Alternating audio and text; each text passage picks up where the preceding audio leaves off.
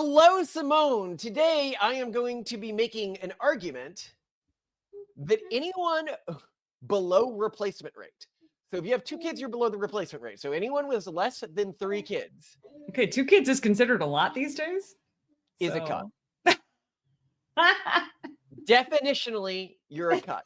Okay. They are contributing to a society, whether it be through their labor or their taxes, that other genetic stock is laying eggs in and slowly replacing them.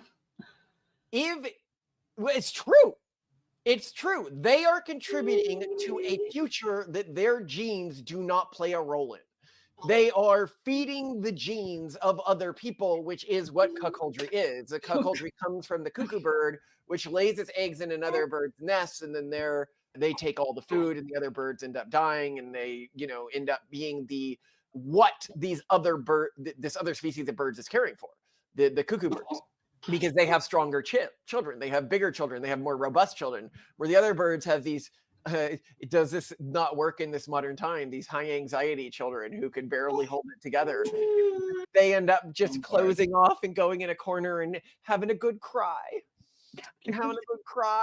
Blubbering and cream. When you're no in the terry, when you're a wee bubbling and green, you're going to come bubbling and green on your knees, and you're going to put, it was only one. And are removed from the gene pool. To anyone who doubts me that kids these days face essentially no punishment no matter what they do, watch this video where multiple people in Walmart are attacking anyone who attempts to intervene in this little girl's tirade. Protecting children from the consequences of their actions leads to spiritual and emotional fragility and desiccation. Don't report her. That doesn't matter. You don't know what. Don't y'all do that to a little girl. Y'all don't know what she's supposed to do. And that's cuckoo bird children who dealt with hardship, children who were punished when they were young.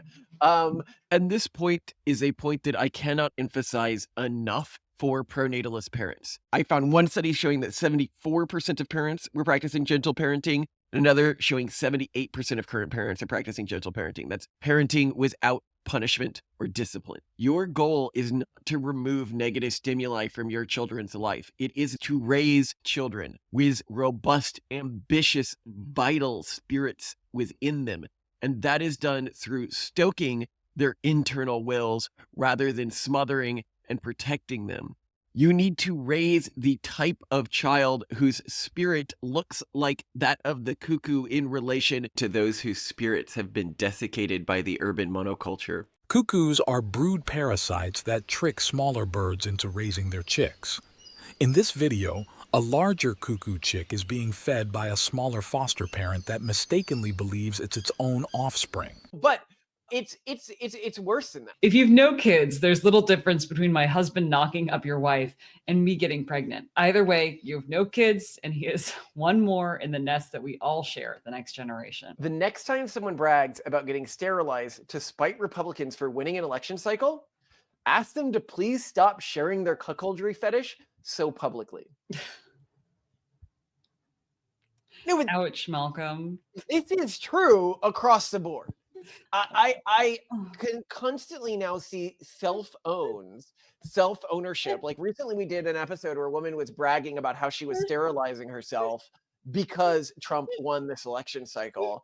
Okay, for those of us who have a uterus to contend with, I personally plan to get mine fully yeeted before January 20th. Not just sterilized, removed. I already knew that I didn't want kids because pregnancy would be a disaster for me medically, but this incoming administration is my cue to make that decision final. My answer to your body, my choice is to entirely remove the part of my body they're trying to regulate. It is a rousing fuck you to any shitty man who voted for this. The cuckoo votes MAGA. And within minutes, this baby gets rid of all the competition. Then the poor old reed warblers end up feeding the imposter, even when it's 5 times bigger than they are. It's wild to me that somehow we convinced these mentally and spiritually weak wokies to do this to themselves. That any animal in nature would voluntarily remove themselves from the gene pool and think it is an own on their opponents. You rolled the egg out of your own nest. It is wild to me that somehow we are raising a generation of cuckoos to replace those that the urban monoculture has mimetically and spiritually sterilized. And it's not even immoral because they have chosen to do it to themselves. As if to with an immigrant boyfriend, by the way. So you're sterilizing someone an immigrant may have knocked up? Okay. That seems counterintuitive to your aims. If your aims are increased or maintaining our current diversity. And if you are wondering why I am making an argument that may sound mean-spirited, that those with less than 3 kids are definitionally cucking themselves, for the pronatalist movement to be effective, it needs to find ways to not just intellectually argue that having kids is good, but to emotionally argue in a way that changes how individuals see themselves and others. Not just that having kids is good, but not having kids is bad. And having kids below replacement rate is bad. And giving in to the urban monoculture and making your kids emotionally and spiritually fragile is bad. For men, the fear of dying a cuck is a very powerful emotional motivator. The other side uses emotional pleas very effectively. And if we can effectively frame them as just angry, tweeting, cucked little birds, then it is easier to drown out these emotional pleas. Or a great other self-own I've seen constantly recently. So here's a piece by NBC News, which is journalists flock to Blue Sky as X becomes increasingly quote unquote toxic. And by toxic, of course, they mean having opinions that aren't their own and flagging them when they lie about things, because they've been lying about things a lot. I don't know if you remember I think NBC did this and MSNBC did this at one point, where they did a thing where they tried to make it look like Joe Rogan was supporting Kamala Harris by stringing together clips of him supporting Tulsi Gabbard with the name of Kamala Harris. It has to do with comments that he made about Tulsi Gabbard, but then Rogan called out MSNBC, saying that they posted a TikTok earlier this month that suggested that he said both of those remarks about Harris. She's gonna win. No, she's not. She can win.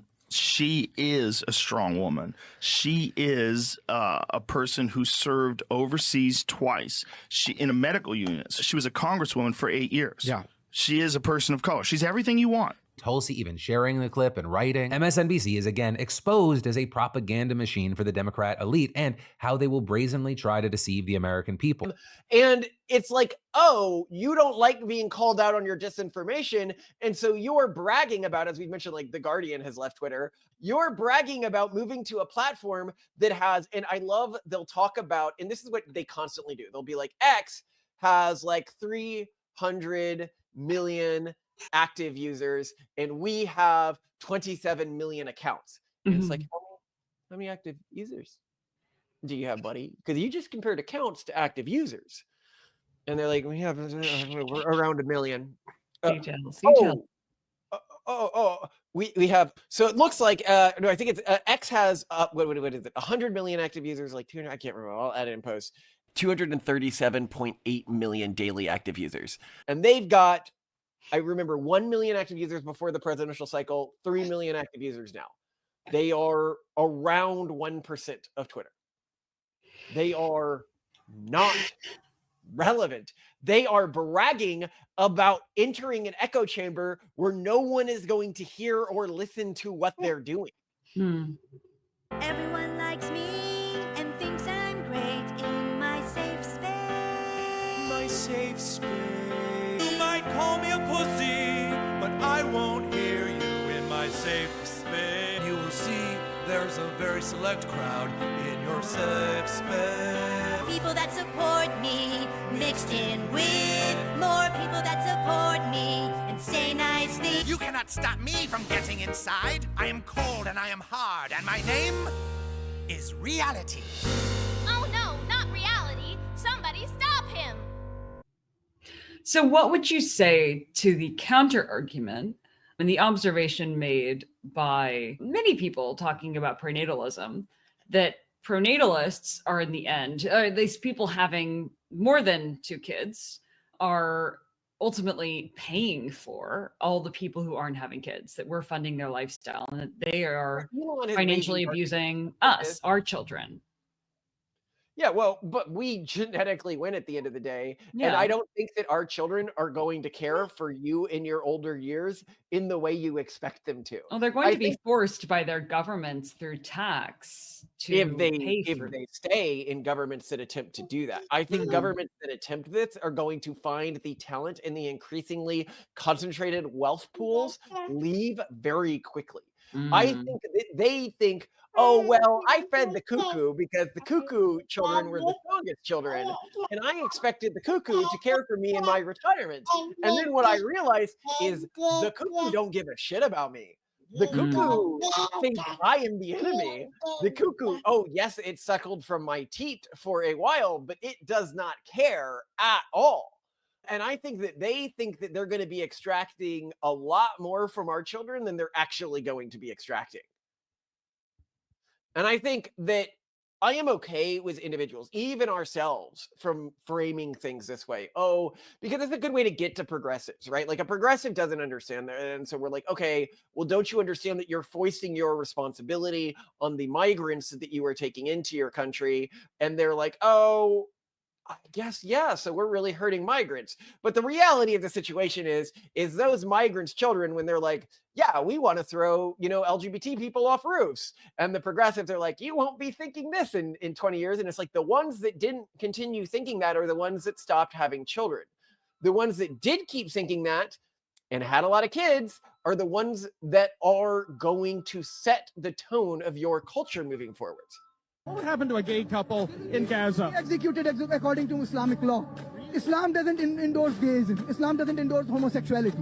Just like Canada doesn't endorse a lot of things. So would you like to see Sharia law in Canada replace Canadian law? At some point it will. Because we have families, we are making babies. Your population is going down the slump, right?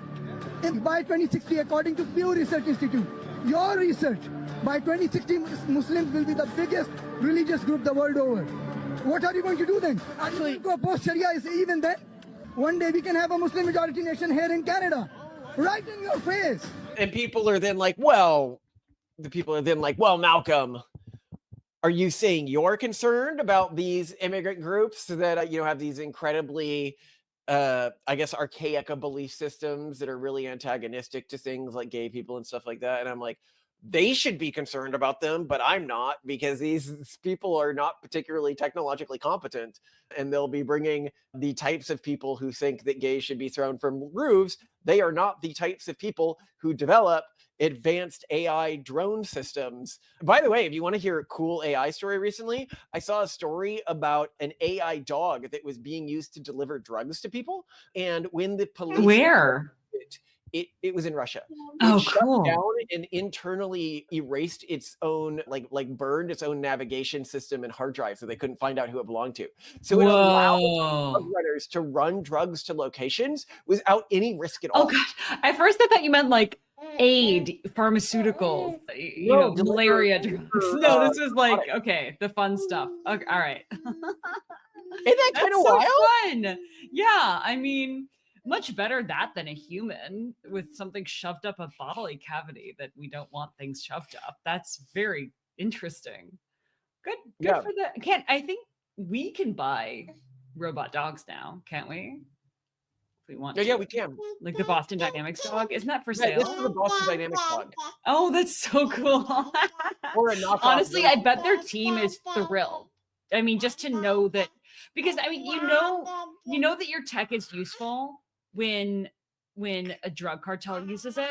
Because if the government uses it, you never know. If it's like, maybe you were just really good at RFPs. Maybe you just were really good at marketing. Maybe you knew the right person. Good way to know that crypto was going to do well. I guess look for the cryptos the drug runners are using the most, and that's the cryptos to invest in. But no, I genuinely, like, when we frame things this way, this is what a cuck is. And so we're going to talk about two things going forward in this episode. One, I'm going to be talking a lot about Crystal Cafe that I found pretty interesting. A lot of people bragging about losses here. And I never, so wait, define Crystal Cafe, because you had mentioned this to me for the first time this week. I'd never heard of it before. Does this just come out of nowhere? Am I just that old? I don't know how long it's been around, but it is a female version of Reddit. And it is very clearly a female version of Reddit. I thought you meant a female version of 4chan. I'm sorry, no, female version of 4chan is very clearly a female version of 4chan. And after this, we're going to talk about the statistics around cuckolding and the statistics around cuckolding as they relate to political opinions and views and stuff like that. But I'm going to go over like representative stuff from Crystal Cafe, and you can react to what's being said and talked about there. So here's one where they posted, because they do images like on 4chan. I don't like kids. I didn't even like kids when I was a kid. And it's Daria sitting there. And then somebody saying, does anyone else feel this way? I just see a woman with a kid. I feel almost betrayed in a way. Like I fought so hard for abortion rights and you decided to have some moid's crotch spawn. I know it isn't rational, but I can't be alone in feeling this way. And then some of the responses are things like, only if it's a boy, really. Women having daughters is always nice to hear, but especially knowing if the daughters get to grow up with good childhoods. I otherwise constantly feel depressed, knowing how many girls out there are going through unstable families, I being one of them. And somebody was like, you sound extremely bitter. And she goes, you sound like a moid. This is what they call men in this. There has to be some additional connotation to this. Noid, I think, is for female. And so that's a translation of that. And then they go on to say, I have a special hatred for women who don't abort their sons. And I'm like, what? This is very much like what I'm talking about here. Like being proud of being cuckolded by the rest of society. When you don't have kids and they are having kids, in many ways, it's even worse than like if you're like an extreme lefty, than if I directly knocked up your wife. Because if I directly knocked up your wife, at least the person you chose to share your genes with would be having more kids than me and my based Republican wife having more kids replacing you. And keep in mind, the way you vote is about 40% genetic in the mainstream academic studies on this, even by Wikipedia standards on genopolitics. Hold on, I will read more, Simone. I don't really hate my nieces, they're fun, but I cannot live with a child. I mean, hell, there are enough children in the world. They talk about population decline, but everyone I know has a kid. I don't buy it. I don't hate my sisters. No. LOL. What? It's so weird that they like don't buy it and like their thinking is like this brain rotted sort of loop. Well, it just seems like the classic antinatalist, hedonistic, very, very self-centered, very, very in one's own head mindset that is pervasive among young people and very online people today. Is that, I mean, that seems standard. Yeah, well, okay, so here's a fun one. So they were talking about artificial wombs in this one. So I'm trying to find good quotes here. Where they're like, we are replacing men. Men used violence to make sure they got 100% of education and domestic servant class underneath them. Physical strength becomes less important. Women get more equal rights, and suddenly we're vastly outpacing them in college. White-collar jobs, and it'll only get worse, will be the majority of STEM fields eventually too, though it will take a few generations. Once moids lose the ability to force a woman to be his personal domestic servant, they just can't function. Thankfully, technology will only accelerate this. Automation will make their physical labor ever less valuable. Reproductive technology will take away that advantage and eventually allow us to just stop making moids in general, or stop making men in general. God, stop making me hopeful. I think moids are well aware of this. I'm an American, and I think that's why laws are becoming more pro-grape ape with forced births and scrot flipper babies, and soon they'll want no-fault divorces so they can use their wives as punching bags while they grape their own offspring. Then again, the only socially toxic environments I've been in are female-dominated environments. I cannot imagine a world with only women. A world with only women. Have you seen like companies that try to go like only women and then they immediately realize what a fucking terrible so idea it is? non-functional. Yeah, it's really sad. No, but just to understand like how toxic they are, somebody like pushed back and they're like, well, I don't think this would work. And they're like, well, then we'll just fucking poison your food, moid. And then another one came in and said, I would just start keeping poisoned dicks as trophies at that point, to be honest. And then another one says, I would sedate him, tie him up in my basement, and torture him for weeks until he's dead. Or another one then said, why don't we just harvest moid sperm as soon as they reach puberty and cull them off? LMAO. Yeah, they I don't feel like like this is just status hierarchy elbowing for, like, you know, this is shock value. No, it's very similar to 4chan, and it really reminded me, and I thought that this was actually, like, incredibly funny. Somebody was like, "I was on 4chan, and I heard about this 4chan for females," and I was like, "Oh, I should go there. There's gonna be a lot of single, like, incel-y women that I can pick up on." And then he started reading the comments, he's like, "Oh my god, these women are, like, so hate men, and they're so toxic in the way they view men. If they didn't act this way, I'm sure they'd have no trouble getting a boyfriend." And then he had this, like, moment of realization, like the Pepe frog was like galaxy spiraling out of its mouth. Which is, I think what we are, for a lot of people, is a chain from like a 4chan viewpoint of the world to a viewpoint of the world where they can humanize women and realize, you know, there are sane women out there if they Well, not on this website, They're not on apparently. this website. Why can't we just all get along, people?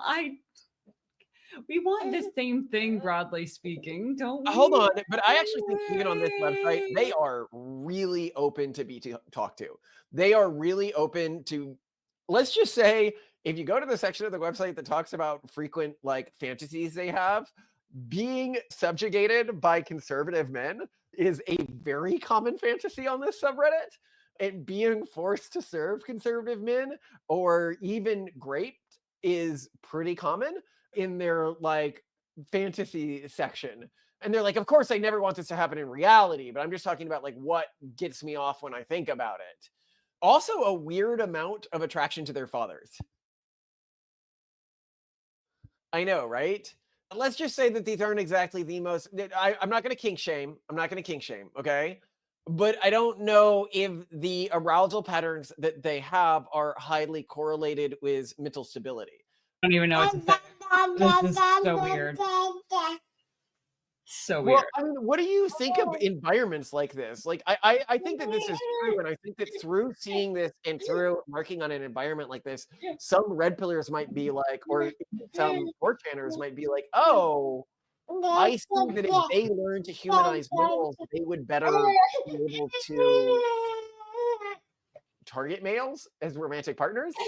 Is this but do they want to? I mean, it seems like they don't want to, or like, I think what I see this a lot in culture in general is that there is great interest and sort of desire for the other sex, both among women and men, but then this cultural understanding that the other sex is repugnant and evil and we have to not like them and they are the enemy.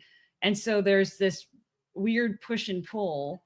That's why I keep thinking like, we've got to find some way to leverage the enemies to lovers trope, because like this is how we can bridge the divide. They're already into it. Look, they are looking for a guy.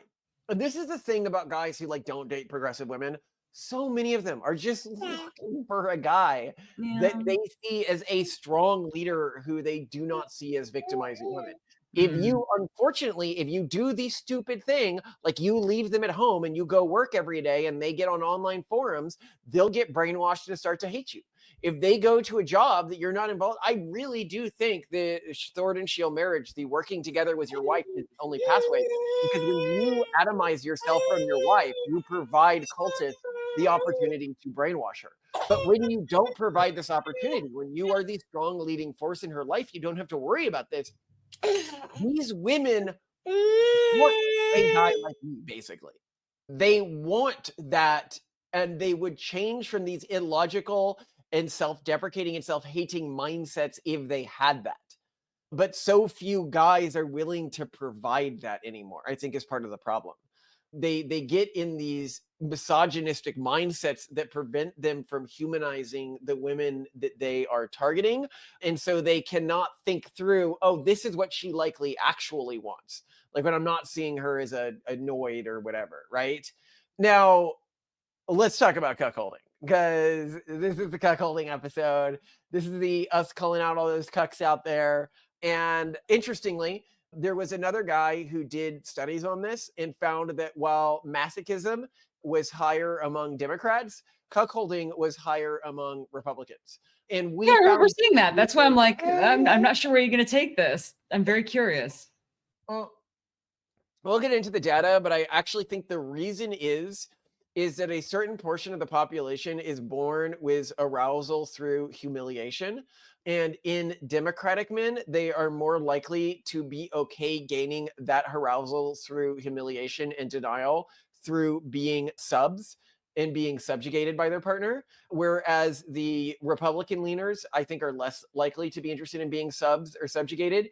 And so they get the humiliation arousal by their wives being with a male they see as superior to them. So that makes perfect sense to me. It's not something I would be into at all, but I get it. Like, I see if you are aroused by, and you can read our book, The Pragmatist Guide to Sexuality, if you're wondering why people would be aroused by that. But one guy, for his book, Tell Me What You Want, The Science of Sexual Desire, the limiter, he surveyed Americans and found that 58% of men and about a third of women had at some point fantasized about cuckolding. Now, I suspect that him and in our own data, this is done pretty poorly, because I do not think that they likely asked the important question, which is, do you prefer to sleep with other men's partners, or do you want your own partner being slept with by other people? So, for example, as I've mentioned in the past, I have found myself aroused enough by the idea of sleeping with someone else's partner. And just keep in mind that, like, I'm not you could be like, oh, you'll never run a Republican seat saying something like that. I'm like, Trump said this. Trump literally said he liked sleeping with his friends' wives. As to why men would have an unusual attraction to this, the reason being core, like, of course, they're caring for your genes. It's the best possible scenario from a genetic standpoint. Of course, I am going to, when I am more aroused by a scenario, what that means is I am willing to accept potential partners who I genetically wouldn't tolerate if I thought I had to raise their children. Basically, that's what it means to say I am additionally aroused by this scenario. So that's what I'm saying, like, from a genetic standpoint or an evolutionary standpoint, when I'm saying that. And I think that they're not controlling for that potentially. And I think even with the Republicans, they may not be controlling. The Republicans who said they were interested in cuckoldry, where they meant they were interested in cuckoldry as the dominant partner, not as a submissive partner. Or submissive might be the wrong word, but the one being cuckolded. Now, an interesting thing is they did a follow-up survey of 580 gay men who were already into cuckoldry. And the gay men were not as interested when it came to cuckoldry as in the BDSM scenes or the interracial scenes as frequently. As to why, specifically, I think the interracial scenes were less common in the gay community. I think it's because the humiliation that's gained through cuckoldry in a interracial phenomenon is the idea of it being very clear that your genes are being erased. And I think that a lot of people really like that idea. And I think that I think attacking people online when they're like bragging about not having kids for engaging in cuckoldry fetishry. So when somebody's like, I'm having my uterus removed, be like, keep your cuckoldry fetishes off of my blue sky or X. Yes, we'll replace you. That's fine. Or here's a fun one that's interesting if you want to talk about the increase in cuckoldry. Searches for cuckoldry on porn websites have increased by 57% in the last 3 years. It's estimated that there are around 6.25 million US couples who have an active cuckold relationship. Now, I will note that this leads to a high degree of divorces. 2 out of 10 married couples who engage in cuckoldry get divorced due to jealousy. That's 20%, so not a ton, but still a lot. And of young adults 18 to 29 who practice cuckoldry, 5 out of 10 relationships end in a breakup, while 20% end up practicing this throughout their lives. Well, part of me wonders, though, I feel like a lot of people may not be able to parse out well the difference between cuckoldry / swinging / polyamory. Because, I mean, I think that there's, I mean, like, if you find it arousing to sleep with other men's women or to have other men sleep with your woman, for example, like, some people would be like, yeah, it's because I'm poly, and other people would be like, yeah, it's because I'm a swinger, and other people would be like, yeah, because I'm into cuckoldry. So that would also explain why Democrats are into it less, because they're not being honest with themselves. They're like, I'm just poly. I'm just poly, exactly. With 5 other men, and conservatives are like, yeah, I'm a cuckold, whatever.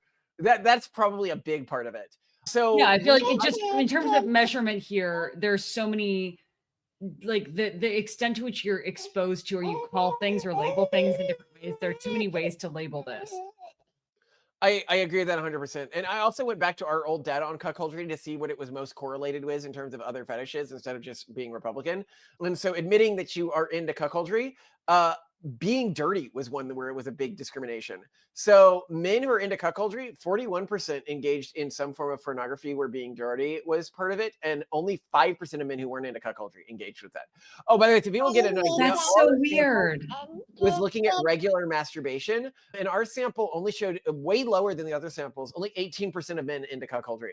So 1 in 5 men, which is still a lot, but I mean, it's not, you know, as much as the other things. Voyeurism might be motivating a lot of cuckoldry, with 71% of the men who are into cuckoldry also into voyeurism, and only 28% of the men who weren't into cuckoldry into voyeurism. So that's a huge difference. Here's an interesting one. Caregiver little, 2% of men who weren't into cuckoldry were into caregiver little, 24%. So almost 1 in 4 of the men into cuckoldry was into caregiver littles relationships. Here's another fun one. Bestiality.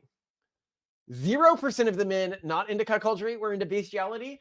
12% of the men who were into cuckoldry were into bestiality.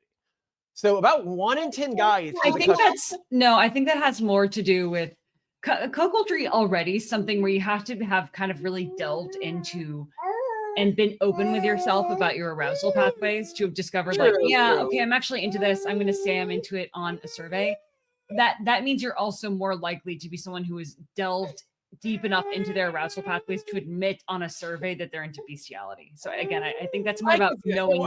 The humiliation here is I think the really telling one, because the rates are just so high, even higher than the difference in voyeurism, which is to say that 71% of men who are into cuckoldry are into humiliation, and only 11% of men who are not into cuckoldry are into humiliation. Well, it isn't your theory around bestiality that it is about humiliation primarily. Yeah, well, it's about I think fear of being rejected is also part of it, and humiliation is another part of it. By the way, I was recently editing our episode. I can't remember. I was talking like some guys are like very confused by what women are into because they've been sort of brainwashed by the red pill movement and they don't understand women very well. And they're like, how did a guy like Malcolm get lots of girls to sleep with him really easily? And other guys are like, do you not see that he's like the Harry Potter archetype? Like, of course, like the nerdy, confident, otherwise goal-directed guy like that is. And I realize the mistake that people are making that is being fed to them by the leaders of the online like masculine community is a lot of these guys have risen in power hierarchies because they look like a man who should rise within power hierarchies. They look uniquely buff or fit or something like that. What guys do not realize is the buff fit man is the equivalent of a woman with good makeup.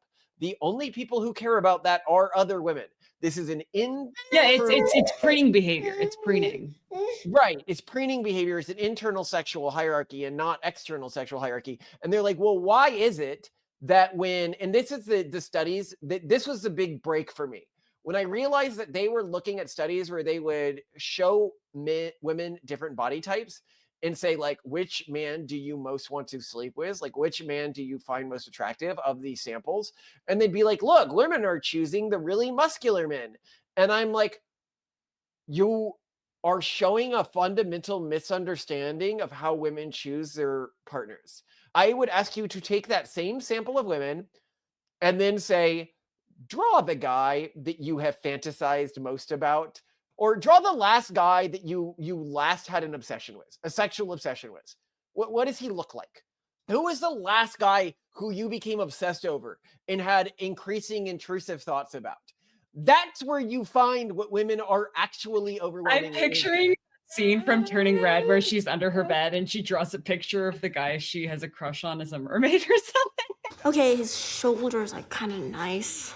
His eyes are fine.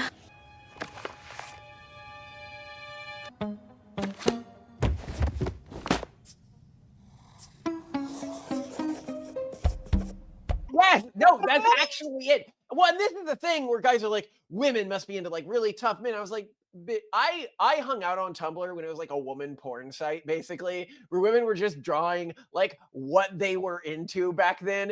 And it's like the Onceler and like Jack Skellington and like It is. Yes, and what was with like all the one slur? Like it wasn't just the one slur. It was the one slur like coming on to himself, like having Yeah, it's like gay one slur. Like yeah, it's like you guys have no. If you refuse to accept what women are really like, then you are not going to be successful as women. And the last time we mentioned, we're like, well, women actually read most of their porn. And if you look at the types of romance novels that women are reading, this ultra buff physique is actually fairly rare. People are like, no, I've seen romance novel covers. They have like big burly men on them. And I'm like, then you have seen romance novel covers in a cartoon, because in real life, that is actually fairly rare. So just as an example of this, I Googled on Amazon romance novels and then ignored the sponsored list. And of the first 10 recommendations, only the 10th had a burly man on it. And even then, it wasn't like an overly muscled guy. Women are not turning you down because of how you look. That's an excuse that you're hiding behind. They're turning you down because you're not trying to learn what women really want or how to attract women, or just trying enough in general. When I found Simone, I had been going on 5 dates a week for years. I think a portion of the men's rights movement and the red pill movement has attempted to internalize their own view of what women should be like by what would arouse them most if women are like. And so they hear things like, oh, like we talked about in a recent episode that we did on like, are women actually into the Handmaid's Tale scenario, where it's like, oh, overwhelmingly women are aroused by things like choking, and the women who aren't are a minority, but they are very disgusted by it. Like you see this bifurcation here, but this doesn't mean that the average woman is not aroused by these more violent scenarios. And they think that that means that women like being pushed around. They think that that means that women like, and it's like, oh my God, read the books that they're reading. Okay. 50 Shades of Grey, for example, or any of the common, do these guys push these women around? Do they talk to them with disrespect? In a way, but in a way that is hyper coded and protective. And this is just missed. The person that a woman, when she's given a smorgasbord, that's how men think about a partner. They like think they're going to be given like a smorgasbord of like harem maidens, and then they just choose the one that's most arousing. Yes, women might be choosing more muscular men in that scenario, but they find that scenario ixos. That's not what they want. That's not what they're obsessing over. And so if you look at that, you are going to end up deluded. And then you're like, oh, so the men who look in a way that doesn't lead them to be at the top of masculine dominance hierarchies, they're the ones who clean up with women. And it's like, yes, you're getting it now. You're getting the Jack Sparrow effect. You're getting the Loki effect. In Marvel, who did all the women obsess over? Out of all the characters they could have obsessed over. Enough! You are all of you beneath me. I am a god, you dull creature, and I will not be bullied by that.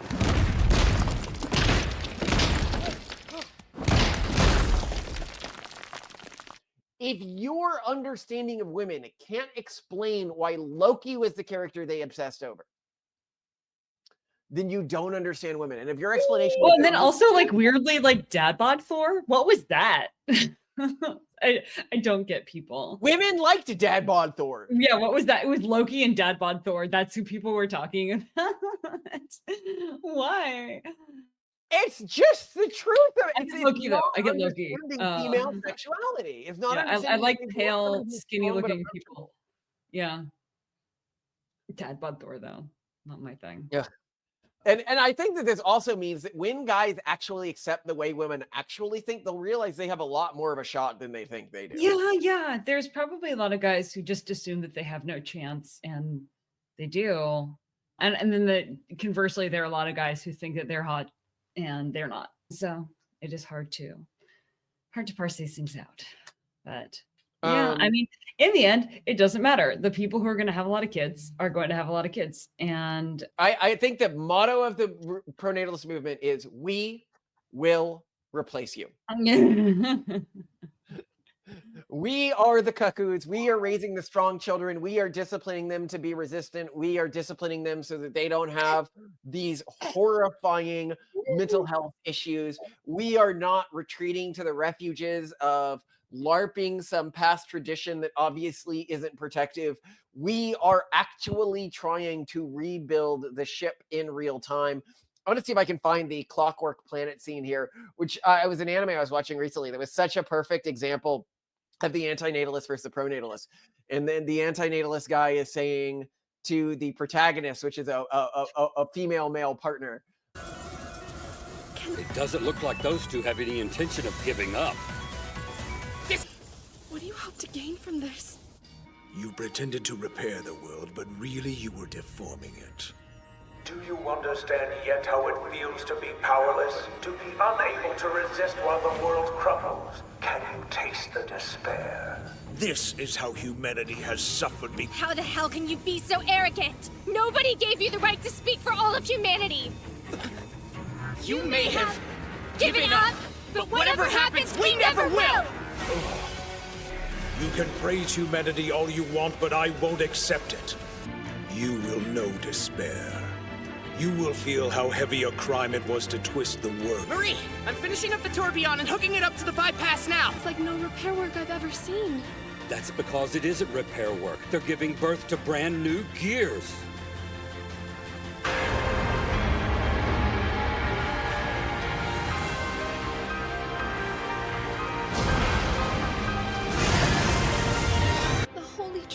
Completely reborn.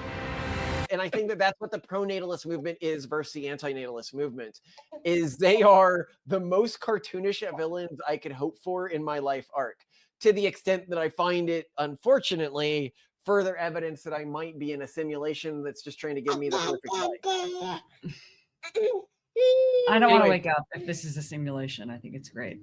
Final thoughts? Pronatalism remains a very low stress cause, and I still think, yeah, it's about having a lot of kids. It's not about having 2 kids or 1 kid.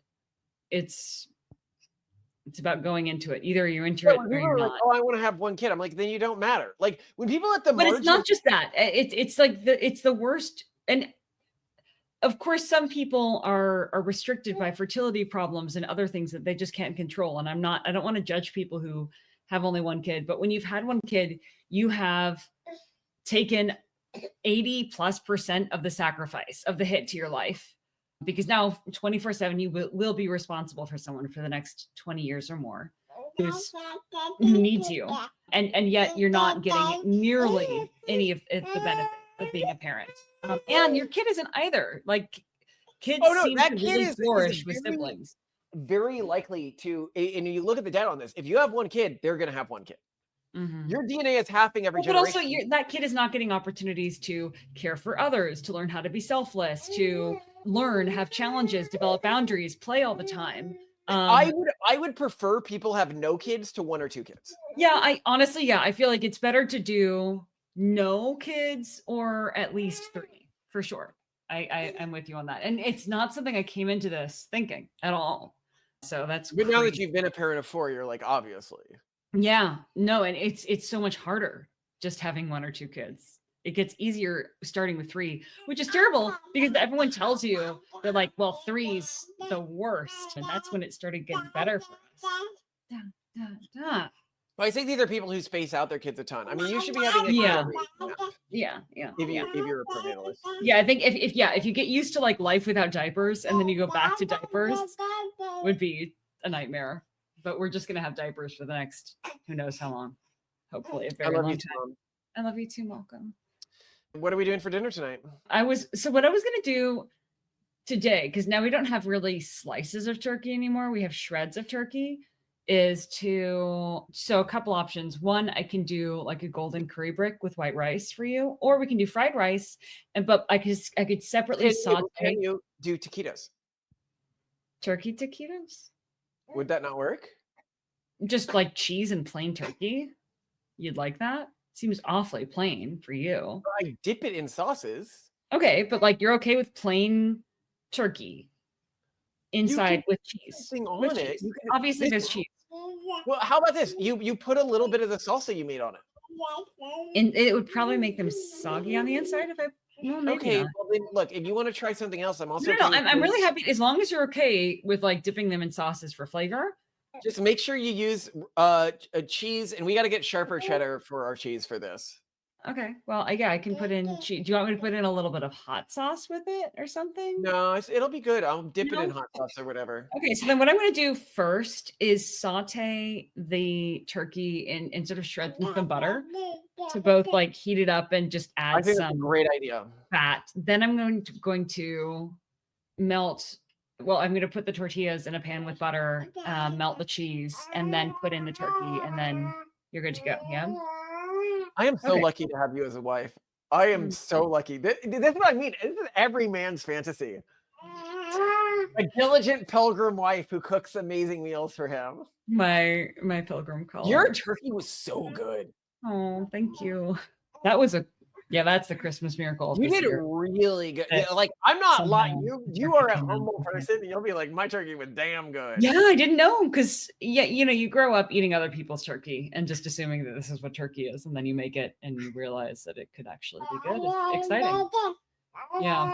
And also, like, we've had some weird turkey experience. Like, remember when your mom ordered that smoked turkey from Texas and it like came to our house in a box? And it was. Oh, and the final thing I note here, some of you would be like, "Oh, you're being so bad, like bad pronatalists by saying that everyone who has below replacement rate is a cuck." And I just end by saying we need to pressure people. The cat lady statements that JD Vance is making, the "you're a cuck" statements when somebody is like, "Oh, I as a parent of 2 kids," you're like, "Oh, so you're below replacement cuck." Like, you do not do this. If you do not make it low status to have lots of kids, it's going to be very hard to fix this problem. No, I'm personally of the mind that that's not effective. That shame is never going to work. Both shame, financial incentives, any sort of materialistic stuff like that doesn't matter. What does matter is status hierarchies work for everything. People will do ridiculous things for status hierarchies. What you mean is it won't select genetically fit individuals, and I don't know if I feel that way. I don't think that people will be driven by shame to have kids, and I don't think they should be. But I think it's down to supporting the people who really, really love raising kids and who see it as important, and who live in communities of people who think it's important. I do think that that's what it comes down to, and that it just I wish anyone who doesn't want to have kids or a lot of kids all the best, and they're just not part of what my focus area is going to be, and that's fine. Okay, so cucks aren't part of your focus area. No, there's the pronatalist. You seem to like. It's like walking by and like, oh, I see this like banana slug in some moss on a hiking trail, and I just want to like poke it and look at it and laugh at it. And I'm like, can we just keep walking? Like, I don't care about the banana slug. Why are you so obsessed with banana slugs? Like, what's going on? And I don't get it. And this whole she's talking from experience. I see a banana slug and I'm like a little boy. I'm like, oh, a banana slug. And I'm like, can we just keep walking? I came for a walk and this doesn't matter. And we didn't get in the car to go look at banana slugs. And like, here I am sitting down for this podcast. And like, we're going to talk about nothing but banana slugs. And I'm like, that has nothing to do with anything. Like, pronatalism isn't about people who don't want kids. Pronatalism is about people who want to have giant But a lot of people won't go on the walk if they don't know there could be banana slugs. A lot of people won't have kids if they don't think that there's any status to be gained. No, but you don't want those people either. Like, and no, I honestly don't think. Maybe to start they do, and then they get into it. I don't know. Like that, then they have the ego death after 3 kids. Call us breeders. I think we can call them cucks. Fine, do what you need to do, Malcolm. But the audience is chiming in. Who's right?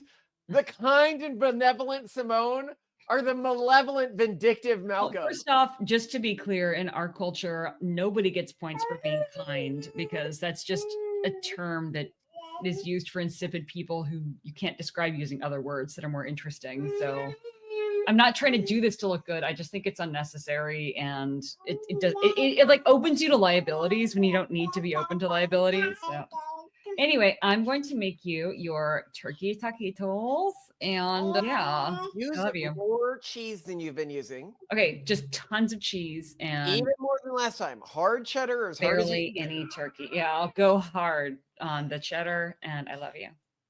Love you too. I'm gonna go get the covers to cover up their Christmas presents from Could the you car. please? Yeah, I really when you pick up the kids, I would really appreciate it. Or just do it now. I'm gonna do it right now. Yeah, okay, do it. All right, bye. Bye. Love you. I love you. Oh, did now you get the slide thing for the kids from Tiny Tots? No, I couldn't. You didn't approve the. I did approve. I approved it in WhatsApp like 3 hours ago. You said that despite the fact that it was like $330. Yes, despite the fact that it costs a lot for shipping. That's All right. obviously. Well, I have to start dinner, and after dinner, you can help me with cleanup, and then I'll buy it, or you can buy it right now yourself. Okay, you can choose. I love you. You're such a good dad. What are you doing? Ah. It's 50 degrees in here. Inside? Inside. Yeah. In front house, where we are sitting right now. And you want to turn on. Here's the thing. People It's on. The heat's on. It's just taking a long time because it's really cold because of Russia. Russia sent their air to us, and it's their fault. And yeah, just so people know, while we don't do heating in the winter, we do it to keep it above 50 so our pipes don't freeze. Mhm. And it's one of these things where people are like, oh my God, like your life must be so terrible that you live in this state of constant frigid cold. And it's like, okay, but here's what you haven't experienced. And this is the thing about suffering and challenges. You don't get to experience the pleasure of hopping in a warm shower. Oh my gosh, yes. When your house is freezing. And I will say, like if you are deciding between masturbating and jumping in a warm shower when your house is freezing, I jump in the shower 5 times out of 10. Well, and I take that over a cold shower. Everyone's doing, and I think even now the support for cold showers is starting to falter, and cold plunges maybe. But yeah, I'm all for constant cold permeated by these bursts of warmth instead. Like I want the inverse. I want constant cold and then these like I took an indulgent shower today. I did my Did you? you're not gonna get like a number of times masturbated in a day for me. It's a number of additional showers I did not need that I took today. That is my list of daily indulgences. Yeah, well, I mean, I do indulge with popcorn, and I have to show you this because it makes me so happy. This is my 3 days worth of popcorn bag, and let's see if you can see this. Yeah, you can see it. It says clearly this popcorn has been enlarged to show texture. You idiot! I mean, to whoever was told by their boss that they had to put this on the bag, you darling marketing grad. I think they had it out there and some regulatory agency got mad at them. Oh, it was like, this needs to be. Yeah, they're like, this isn't the size of the popcorn. Big, like, this is like the size of my mouth, this popcorn. Honestly, though, I would buy that. I would buy a popcorn that big. It would be so good. Clearly, it's been enlarged. You buffoonish child. Clearly, you idiot. Ugh. But no, honestly, designer, have you met the average person? Have you met the average human? Because Simone, don't even. The average human is a slander against humanity. Yeah, honestly. But also, like, I have moments where I'm not above it. I could totally see myself looking at this bag and being like, what? I thought I was getting really big popcorn. Because that Trader Joe's synergistically popcorn, which you can't get anymore, legit had giant kernels. Oh, they were if anyone's got a hookup to Synergist popcorn, I would like some of that too. That's our son Octavian, he's really trying to get on the good list, and he keeps trying to find ways to like show how good he is. So he asked me what I wanted for Christmas, and I told him I wanted popcorn because it's one of my great loves. And he remembered, and so he's like, Mommy wants popcorn for Christmas. He kept trying to give his X shotgun to Santa too. He's like, I'm gonna give Santa my X shotgun, because he has this like abundance mindset where if I give Santa my gun, Santa will give me more guns, and I must make this happen. I have to manifest. He's really delightful. He's such a great person. But I do Not love as that great as every nice Toasty thing he with does his now, little he yellow did- shoe dance. Oh yeah, he saw his brother gonna shoot. And he did the shoe dance.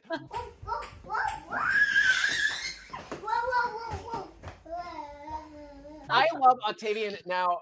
Every time he does nice things, like unprovoked all the time, like really nice. And he normally does nice things, but now, he gets this treat. He'll give it to everyone in the room, and then he'll like say to himself, "I'm gonna be on the nice list for sure." He's all about he is very much focused on getting Max toys and whatever it takes. Torsten's not yet there. He's not planning for the long term yet. Titan has no idea what's going on. I feel like talking to Titan is like talking to someone who's really, really high. Like last night, I was picking her up and she's like, "You're wearing hair." Yeah. So she's just basically super high all the time. Torsten and Octavian is becoming quite human at this point. It's great. I love it. Anyway. All right. Do you want to get started? Let's get started.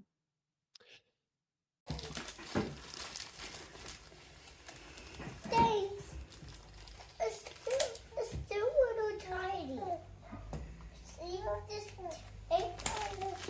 Do you think you can get the tape off? Can you help me? Yeah, I'll help you. I can get the tape off. Okay. Whoa, look at that. Don't.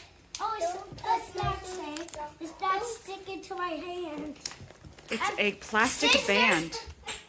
Scissors, please. Home scissors, please. Home scissors? Yes. It's okay, I'll loosen it up for you. Octavian, here are your shoes. Oh, you can have them. And I'll get these off you for you. I ripped them off. Do you like your sneakers for school? Yes. I gotta test them to see if they fit. There's something in. Yeah, what's inside? What's this? Here you go, Torsten. That's paper? What's this for? It keeps the shoe from getting collapsed while it's being shipped. I don't need this. You don't need that. Yeah. Do you like your new shoes? Yeah.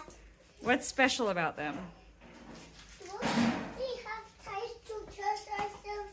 We don't need our boots and poke for walks. We don't need our boots for school.